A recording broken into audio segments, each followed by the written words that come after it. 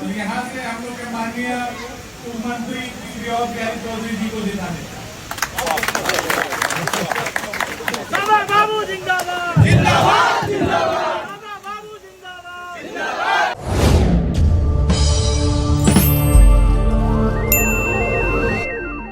नमस्कार, द देसी अड्डा पर आपका स्वागत है। मैं हूं राकेश तिवारी। देखिए, सिवान राजद में अब कोई खेला होने नहीं जा रहा। जो लोग ये सोचते थे कि सिवान में अवध बिहारी चौधरी का टिकट कट जाएगा, वे अपना बोरिया बिस्तरा बांध लें, क्योंकि अब ये तय हो गया है कि सिवान जिले में 2 विधानसभा ऐसे हैं जहां का टिकट एकदम कंफर्म है, कोई काट ही नहीं सकता। ये 2 विधानसभा कौन है वो भी बताऊंगा, और बताऊंगा कि अगले बाकी जो महागठबंधन के सीट है उस पर क्या होने वाला है, उसका समीकरण क्या होगा।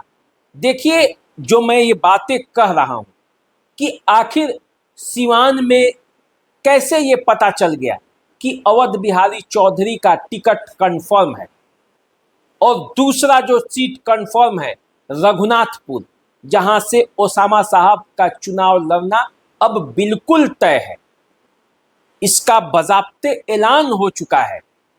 घोषणा भले पार्टी ने नहीं किया, लेकिन रघुनाथपुर में इस बात की घोषणा हो चुकी है और लोगों ने ये जान लिया कि अब तो किसी भी सूरत में रघुनाथपुर से ओसामा साहब ही चुनाव लड़ेंगे, और उसमें कोई बाधा भी नहीं है, न पार्टी के तरफ से न रघुनाथपुर में। सिवान में भी अवध बिहारी चौधरी के साथ कुछ ऐसा ही है। जो लोग ये सपना देख रहे थे कि अवध बिहारी चौधरी का अब उम्र ज़्यादा हो गया है, वो अब राजनीति से आउट हो जाएंगे और उनके जगह पर कोई नया आएगा, कोई नया आरजेडी का कार्यकर्ता होगा जिसे टिकट मिलेगा, तो वे भूल जाए। देखिए, ये बातें मैं इसलिए कह रहा हूँ क्योंकि आप समझिए, आरजेडी का टिकट कौन देता है? तेजस्वी यादव, लालू प्रसाद यादव, ये 2 लोग चाहे उसको टिकट दे दे। तो ये दोनों अवध बिहारी चौधरी को तो पहले से ही चाह रहे थे। उनके राह में सबसे बड़े बाधक कौन हो सकते थे? यदि शहाबुद्दीन फैमिली यानी कि हिना साहब और ओसामा साहब में से कोई विरोध करता, तो ये सोचा जा सकता था कि उनके सुझाव पर पार्टी का टिकट बदल सकता था। लेकिन अब ओसामा साहब ने खुल्लम खुल्ला अवध बिहारी चौधरी का समर्थन कर दिया है। समर्थन ही नहीं किया है, बल्कि उनके लिए वोट मांग लिया है और उनको मंत्री उप मुख्यमंत्री तक बना दिया है। कैलगढ़ में ओसामा साहब ने अवध बिहारी चौधरी के लिए लोगों से अपील की कि वोट दीजिए और अवध बिहारी चौधरी को उप मुख्यमंत्री बना दीजिए। अब देखिए, जब इतना बड़ा ऐलान सिवान की धरती से हो गया, तेजस्वी यादव और लालू यादव के चहेते अवध बिहारी चौधरी तो थे ही, अब ओसामा साहब ने भी उन्हें स्वीकृति दे दी, तो ये तय हो गया कि सिवान का सीट अब कहीं जाने वाला नहीं है। अवध बिहारी चौधरी ही यहाँ से चुनाव लड़ेंगे, और बजाब्ते इसके लिए अवध बिहारी चौधरी कार्यक्रम चला भी रहे हैं, लोगों के बीच जा भी रहे हैं, और उनके साथ अब ओसामा साहब की केमिस्ट्री भी जम गई है। जिस तरह से बगल में बैठकर शहाबुद्दीन अवध बिहारी चौधरी के लिए वोट मांगते थे, उसी तरह ओसामा साहब अब मांग रहे हैं। अंतर सिर्फ ये है कि पहले शहाबुद्दीन अपने हिसाब से अवध बिहारी चौधरी के लिए वोट मांगते थे, अब अवध बिहारी चौधरी के दिशा निर्देशों पर, उनके बताए हुए रास्ते पर चलते हुए, एक अभिभावक की तरह जिस तरह से वो ओसामा साहब को गाइड कर रहे हैं, उस तरह से ओसामा साहब उनके लिए आगे काम कर रहे हैं। देखिए, कैलगढ़ में जब एक कार्यकर्ता सम्मेलन था आरजेडी का, तो वहाँ पे उन्होंने क्या कहा। अवध बिहारी चौधरी ने जब ओसामा साहब को माइक थमाया, तो फिर ओसामा साहब ने क्या कहा, एक बात देखिए। जी, मैं आप सबको प्रणाम सलाम करता हूँ। आप लोग से यही कहने आया हूँ कि हम लोग इस बार विधानसभा में कोशिश करें बिहार में अपनी सरकार बनाने की, और यहाँ से हम लोग के माननीय उप मंत्री श्री और बिहारी चौधरी जी को जिताने का। बाबा बाबू जिंदाबाद जिंदाबाद जिंदाबाद, बाबा बाबू जिंदाबाद जिंदाबाद जिंदाबाद, बिहारी चौधरी जिंदाबाद जिंदाबाद जिंदाबाद, बिहारी चौधरी जिंदाबाद जिंदाबाद जिंदाबाद। अब देखिए, ये देख के आपको तो ये मान लेना पड़ेगा ना कि सिवान का सीट कंफर्म है। आरजेडी से अवध बिहारी चौधरी यहाँ से चुनाव लड़ने जा रहे हैं और उन्हें मन से ओसामा साहब और हिना साहब और शहाबुद्दीन का पूरा परिवार उनको सपोर्ट करेगा, ये तय हो गया।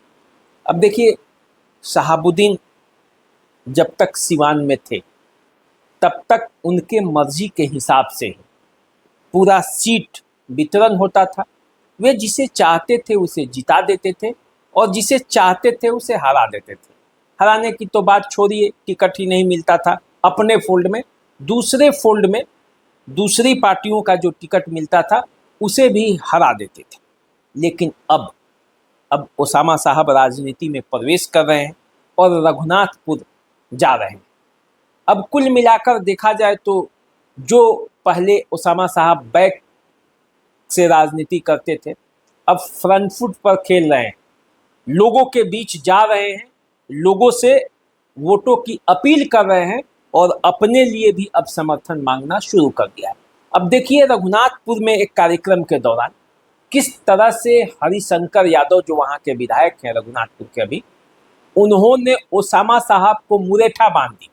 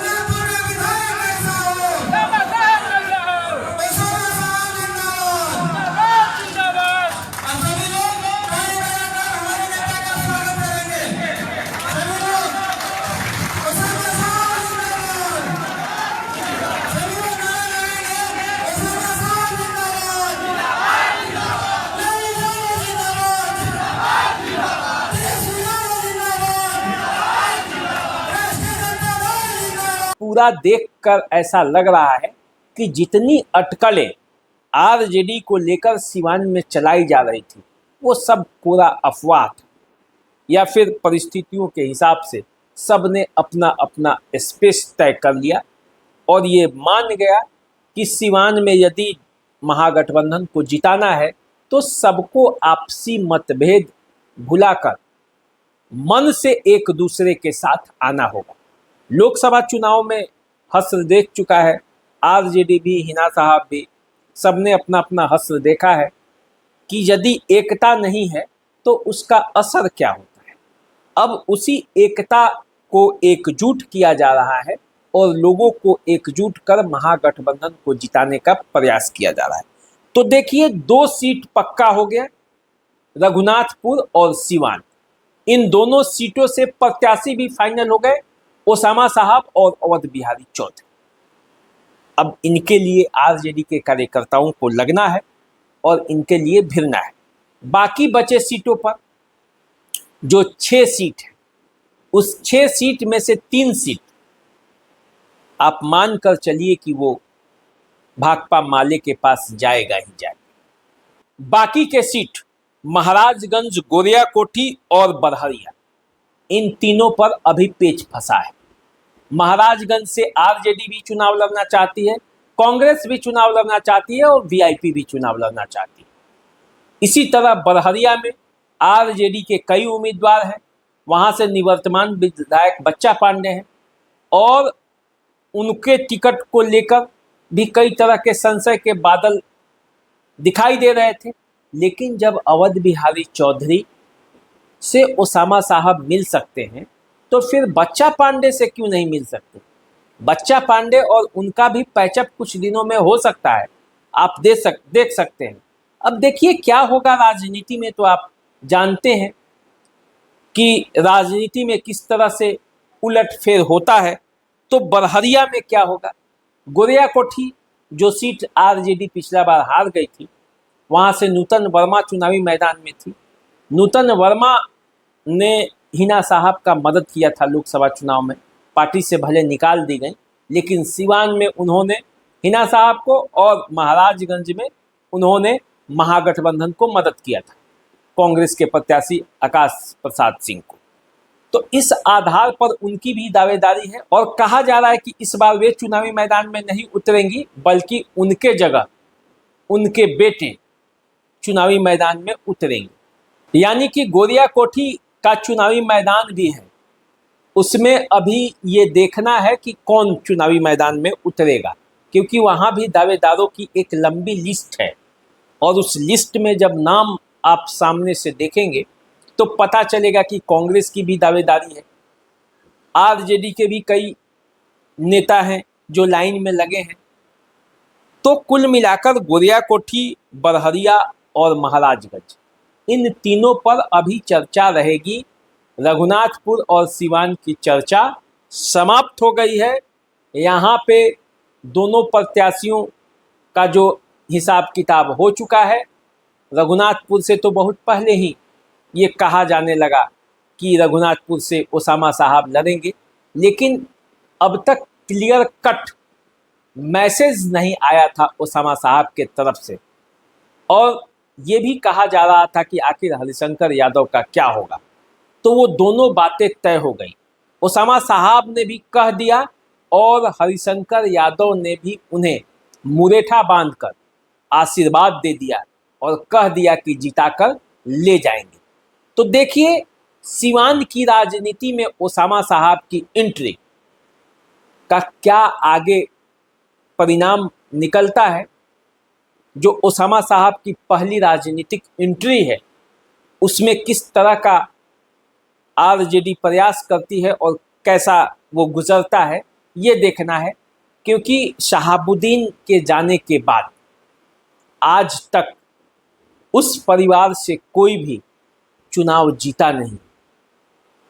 बहुतों को चुनाव जिताया है, लेकिन जब अपने चुनाव जीतने की बारी आती है तो हर बार दाव उल्टा पड़ जाता है। अब रघुनाथपुर से जब ओसामा साहब चुनावी मैदान में उतरेंगे तो उनके भी विपक्षियों की कमी नहीं है। उसी धरती पर रईस खान भी हैं, उसी धरती पर मनोज कुमार सिंह भी चुनावी मात देने के लिए तैयार बैठे हैं। विक्रम कुंवर भी चुनावी मैदान में उतरने के लिए आतुर है। विकास कुमार सिंह जीसू का भी प्रयास है। बहुत बड़े छोटे सब तरह के नाम हैं जो रघुनाथपुर से चुनाव लड़ना चाहते हैं, और इस बीच अजय सिंह और कविता सिंह के भी नाम की चर्चा है। तो देखना ये है कि ओसामा साहब के सामने कौन सा उम्मीदवार आता है और अवध बिहारी चौधरी के सामने कौन सा उम्मीदवार आता है, क्योंकि पिछले बार तो अवध बिहारी चौधरी महज 1900 कुछ मतों से ही जीत पाए थे। ओम प्रकाश यादव हार गए थे कड़े मुकाबले में, लेकिन इस बार अब क्या होगा ये देखने वाला है, जब पूरा शहाबुद्दीन परिवार जो है वो अवध बिहारी चौधरी के साथ आकर फिर से खड़ा हो गया है। तो लोकसभा चुनाव में दोनों एक दूसरे के प्रतिद्वंदी रहे, लेकिन विधानसभा चुनाव में अब एक बार फिर से अवध बिहारी चौधरी, हिना साहब, ओसामा साहब सब एक खेमे में एक दूसरे के लिए चुनाव प्रचार करते हुए देखे जाएंगे। तो चलिए आप हमें दीजिए इजाज़त, चैनल को सब्सक्राइब कर लीजिए, फेसबुक इंस्टाग्राम पे हमें फॉलो कीजिए। नमस्कार।